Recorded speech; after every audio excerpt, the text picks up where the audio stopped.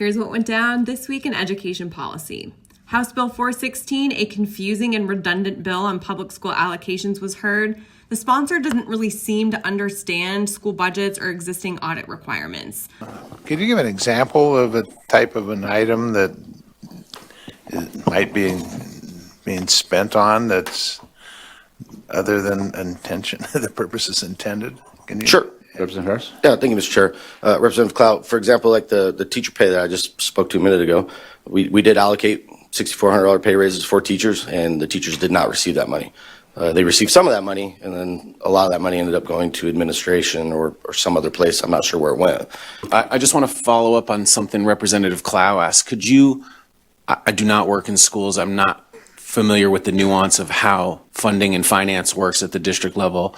Could you walk us through when the state says we want to give this money to teacher pay raises or to staff allowances? Can you walk us through the process by which the state appropriates this money and districts make decisions that might explain why teachers might get varying levels of pay raises? So essentially what happens is you are allocated an FTE allotment based on the number of support units, and funding is allocated to the school district or charter school in that manner. So 6359 was allocated based on the number of support units that a school district has or a charter and the number of FTE they were funded for. School districts and charters usually hire more than what we receive funding for. The education groups opposed it due to its broad unintended consequences, but it did pass. The same day, House Bill 410, allowing school chaplains in lieu of mental health professionals, was also heard. It's optional for now, but we testified against it, warning it puts school boards in tough positions over religious selection. And yes, the Satanic Temple testified in favor. Take a look.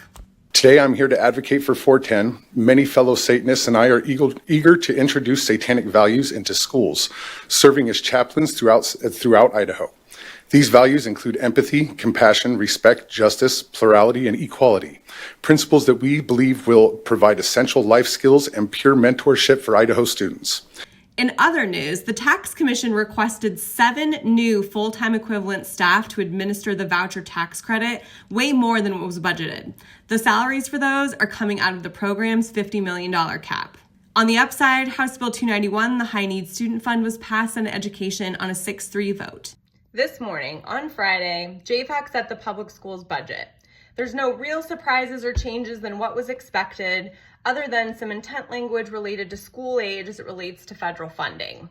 What's missing in the public schools budget is an additional new line item of $50 million for public schools as outlined in the governor's request. We'll keep you posted. Stay tuned.